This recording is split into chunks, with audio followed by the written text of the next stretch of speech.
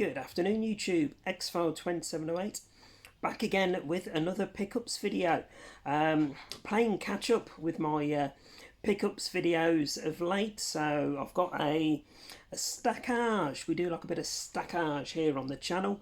A stackage, I think all of CX, literally one CX bag full. From when myself and Lewis went out probably about 3 weeks ago. So I've literally just took them all out of the CEX bag. So I just literally come back from when myself and Lewis or when myself and Pam have been out, got the bag full, and I stick it behind the sofa and just leave it there until I've done the pickups video. So because these are from about 3 weeks ago, stacking them here on the table, and I'm thinking, bloody hell, I'd forgotten about that. So, you know, it's one of those. So it's almost as though I'm seeing them for the first time again. So, yeah, nice little stackage here for you today, guys. I think primarily Blu-rays, actually, some upgrades as well for some non-horror DVDs that I had in the collection that were nice and cheap to upgrade onto Blu-ray as well. But without further ado, guys, let's see how quickly I can get through these today without too much waffleage. So, as I say, these were pickups that myself and Lewis grabbed, I think between Stockton and Hartlepool CXs a few weeks ago. So these initial ones, I think, were all, I don't know, I can't remember between which store. It doesn't matter. Right, let's get on with it. So first one, this is an upgrade for me. I did have the original Jaws on 4K, still got it obviously, but the sequels I'd only got on a DVD box set. So the local CX had Jaws 2 on a Blu-ray, £8, you know, it is what it is. You know, it is a film that I am long overdue re-watching. So the original Jaws, one of my all-time favourite. I put it into the horror category. I know not everybody does, but for me, it's up there in my top 10, if not my top 5 horrors of all time. But yeah, I do enjoy the sequel. In fact, the later sequels as well, you know, they might not be the best, but they've got a charm to them. So it was nice to get this one as an upgrade, and my DVD box set I passed across to Lewis for his collection. So there we go, that's the first one, guys, Jaws 2. And then, as if by magic, now that's magic, as Mr. Paul Daniels would say. Terrible, I know, but there we go. Jaws 3, a little bit cheaper, a couple of pound less for this one. So that was £6 on Blu-ray. Again, upgrading what was in the box set. So that's that one. And then I wanted to get Jaws the Revenge. The local CX had got it listed as in stock. I got rummaging across the shelves. Have a guess what it was, guys. Give you a few seconds. 3, 2, 1. Yes, it was a cover reprint. Fucking hell. Bloody CX and their cover reprints. I'm seeing more and more people who I follow in the community. Follow as in watch their YouTube videos. I'm not a stalker, I do promise. But yeah, people whose content I enjoy watching here in the movie community, saying more and more stuff in their own local CXs is cover reprints. I won't buy a cover reprint at all.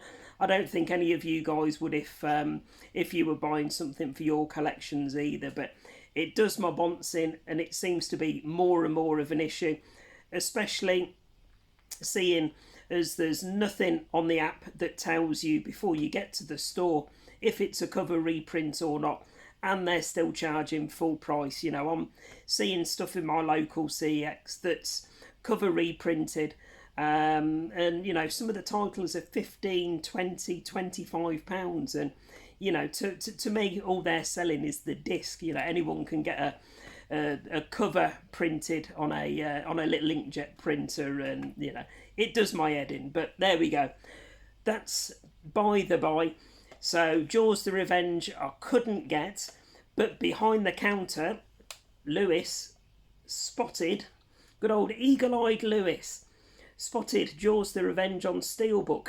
And I can't remember exactly, I think this was maybe £2 more expensive than the Blu-ray, which was cover reprint, as I say, anyway. So I thought, stuff it, even though I'm not a steelbook collector, and it does my OCD in that I've got Jaws 2 and Jaws 3 on regular Blu-ray, but I can't put Jaws 4 in amongst them because it's a steelbook. But that's my problem, not yours. So there we go. There's Jaws the Revenge, and there's the back. So really nice condition steelbook. Got a bit of sticker still at the top. Good old CX with their bloody stickers. But yeah, I'll give that a bit of a brush over, and that'll be a minter. But decent steelbook, and I used to have all of these. I think they were Zavvi exclusives, if I remember. I did have all of these when they first come out on steelbook. But it is what it is. I'll have 4K original, Jaws 2 and Jaws 3 on regular Blu-ray, and then Jaws the Revenge on Blu-ray steelbook. So am I the only one that finds that a bit weird? I don't know, but there we go. Jaws the Revenge. Well, it's not weird, is it? But like I say, my OCD, it doesn't sit well. I'd like them all in a line on my Blu-ray shelf, or all steelbooks on display. But there we go. It is what it is. Next one, this is one of the ones I mentioned that I'd got on my DVD favourite shelf in the living room. So it was one that I wanted to upgrade from DVD to Blu-ray, and the local CX with a slip, £4. So let me do the here we go, bit of slippy, and we can't have slippy without some slurpy. There you go. Can't say I'm not looking after you, ladies. Right, so yeah, Enter the Dragon, my favourite Bruce Lee film. Seen this one dozens of times over the years. I probably haven't seen it maybe for 3 or 4 years now. But yeah, really pleased to grab this Blu-ray with the slip as an upgrade, £4. And the other two that I managed to get upgrades for from my DVDs, Quentin Tarantino's Kill Bill with good old Uma Thurman. So, like I say, where they're cheap prices on Blu-ray, if I've got them on DVD, and they're favourites of mine, then I will upgrade them to Blu-ray. So, nice to grab that one. And then, to complete the set, so thankfully, it would have been sod's law, wouldn't it, that one of the 2 Kill Bills that they got in the store would have been a cover reprint, but I managed to avoid that one for that visit. So, but yeah, Kill Bill 2, nice to see as well. I think they've announced a combined Kill Bill and Kill Bill 2 that's being released all as one film, so you can see it in its entirety. So that would be pretty cool. And if they do that, maybe as a collector's set or something, that might be one that I'll look at upgrading to later on down the line. So especially if it's 4K as well, that'd be really nice. But yep, Kill Bill 2. Next up, one of mine and Lewis's favourites. I'd only seen this one on the Fire Stick maybe a couple of years ago, but it had been on my radar to get on physical as and when I saw it locally. So Jojo Rabbit for £5 on Blu-ray. Quite politically incorrect in places, but if you know myself and Lewis, then you'll know that's right up our street. So any fans of Jojo Rabbit? Not one I hear talked about very often, but yeah, let me know in the comments.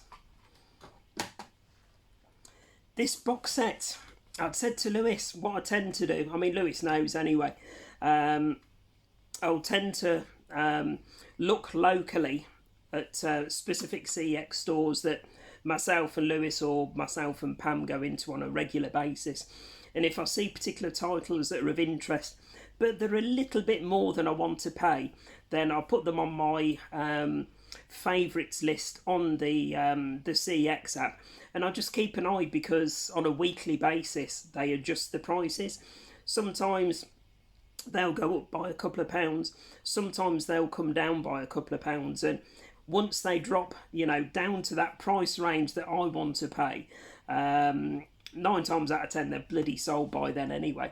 But this particular one I'd had on my CX watch list for probably 3 months or so, and it finally dropped below the £10 mark to £8, so I had to pick it up. So Monster Attack, which is a DVD box set, and this is the classic Monster B-movie box set.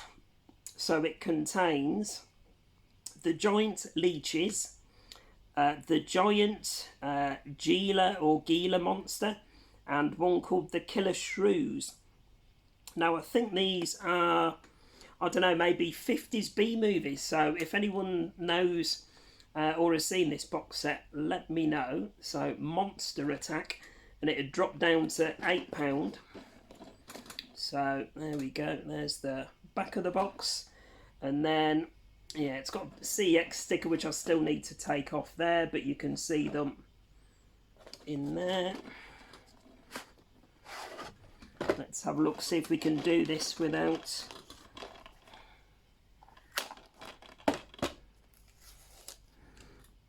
Alright, there we go. So we get the Killer Shrews. We get the giant leeches. Look at these covers as well. Absolutely superb covers. The giant leeches, crawling horror, rising from the depths of hell to kill and conquer. Starring Ken Clark, Yvette Vickers, Jan Shepherd and Michael Emmett. So, good old 50s B-movie creature features. Love them. The giant Gila or Gila monster. Only hell could breed such an enormous beast. Only God could destroy it. And there's a really old-fashioned car on the front as well. So there we go. That's that one there. So nice little box set. Just over £2 a film. So you really can't complain for that price. So was pleased that it had finally dropped below the £10 mark. And the box itself's in really good condition as well. So there we go, that's that one there, Monster Attack. Right, quick slurp guys, and I think we've got 5 or 6 left and then we're done for the day. Right, next up, this is a foreign film. Now I can't remember who I was watching a week or two ago. Somebody did a video about films that were set in the snow. It might have been Tim. I can't remember. Apologies if it was somebody different. But I saw this one in the local CX. It looks to be, it's based, I think, on a true story. And it's a world cinema film called North Face. So I don't know if anyone's seen that one or not. The climbing sequences equal those of Touching the Void. Stunning, gripping, spectacular and nail-biting. A film by Philip Stoltzel. Now I don't know what language this film is. I don't know. Maybe it's Norwegian. I don't know. If anyone knows, let me know in the comments. It says more tense and edge of your seat suspenseful than Touching the Void.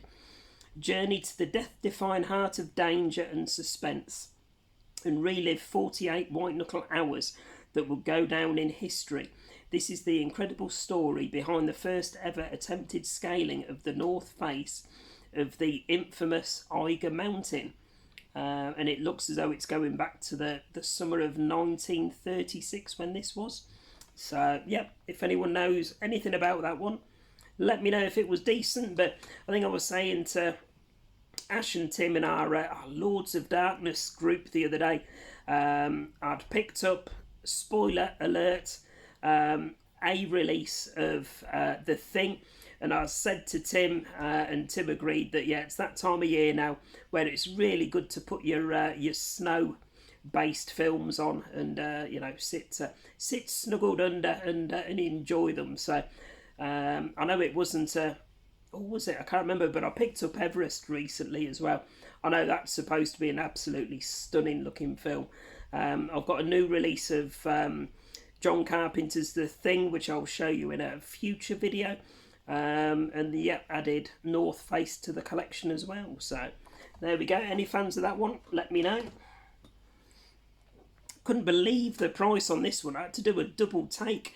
Normally I'd have thought these would have been, you know, £6, £8, £10, but it's a Boris Karloff movie from 1967 on Blu-ray for £3. I don't know if that was a misprice in my my local CX or not, but as soon as I saw it and I knew I hadn't already got it in the collection, I thought, yeah, I'm definitely going to grab that one. So there's The Sorcerers from 1967. And there we go, a bit of Boris on the back. There we go, that's that one. So if anyone has seen The Sorcerers, like I say, starring Boris Karloff, Catherine Lacey, Ian Ogilvy and Elizabeth Ursi, and it's a film by Michael Reeves. So any fans of that one, let me know. I think, and again, apologies if I'm naming the wrong person here, I'm pretty sure this is one that Jodie's mentioned on her channel before. It's certainly one that's been on my list probably for the last, I don't know, maybe 12 months or so, something like that. It's been on my eBay watch list on DVD, but I saw it in my local CX, and it's the Blu-ray release on Eureka, and it is Two Lane Blacktop. So getting really back into my like movies set on the road in that sort of environment. I was talking to my dad at the weekend, and he was amazed. I'd never seen Thelma and Louise, and he said that's one of his top 10 films of all time, and to get on it and get it watched. So but yeah, I'm pretty sure Jodie mentioned this one several months ago on one of her videos, and it piqued an interest. Like I say, big into my road trip or movies that are set on the road in general, and this was one that was spoken highly about. And you can't go wrong with the Master of Cinema label either, so it was nice to add that one into the collection. Lots of special features, documentaries and stuff on the back from Eureka. So I haven't got too many Eureka titles in the collection at the minute, but always nice where there's a film of interest to pick it up and add it into the collection. So this one's going on the short list to watch later this week. Right, quick slurp, and then I think we've got 2 to finish, guys. So not even 20 minutes yet, so I'm in Stuart George mode today. So we'll get through these as quick as we can. Right, this is an 88? Yep, an 88 films release. I don't think you can see, yeah, my 88 shelf is the one above there. I'll pick up a lot of the, or any of the Cat 3 movies that I see, and just the general Japanese, Oriental, batshit movies, as and when I see them. 88 release a lot of them, whether they're Cat 3 or not. They're normally batshit crazy, and I get something out of them. Now this isn't a Cat 3, but it was in the local CX with a slip Blu-ray release, and it was just £6. So for me, that was a no-brainer to pick up, with it being an 88 release. So it's a film called Magic Cop. So the sticker's in the way there, but there we go. Magic Cop with slippage. There we go. Nice, sexy little black number there. So there we go. I'm guessing that's had the cover reversed, with that being different to this one. I don't know, I don't think there's a post. Oh no, there is. Ooh, there we go. So yeah, reversible cover and a bit of poster action. We do like a bit of poster action.